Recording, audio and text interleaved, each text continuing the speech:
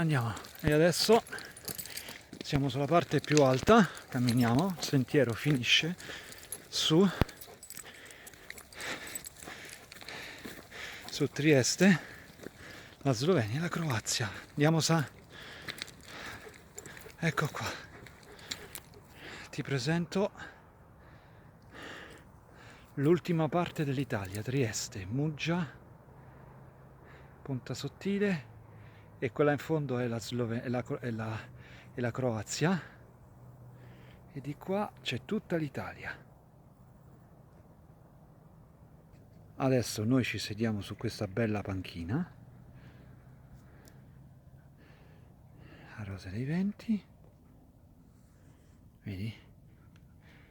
Ci abbiamo tutti i venti e corrispettivamente questa è la direzione. Ecco, la direzione te la dà Sanchez, che sta... Io sono il comandante, quindi ti dico che questa è la Rosa dei Venti. Punto, basta. Dietro di me c'hai Trieste e poi di là l'Istria. Capito? Bene.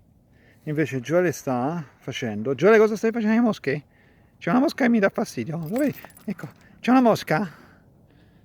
Guarda, ti dico io. Questa finisce molto male, eh? Ah?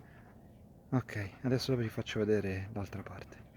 È la parte sopra Trieste, il Carso, e dove stiamo guardando, qua finisce l'Italia, e dove c'è questa linea di edifici bianchi è la Slovenia.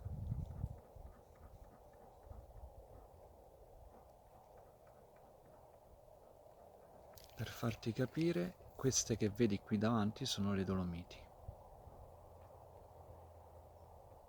Poi riprende tutto questo e ripetiamo un'altra volta il Carso, che va tutto così alle spalle di Trieste. Girando la telecamera, dove sta quel pilone è Trieste.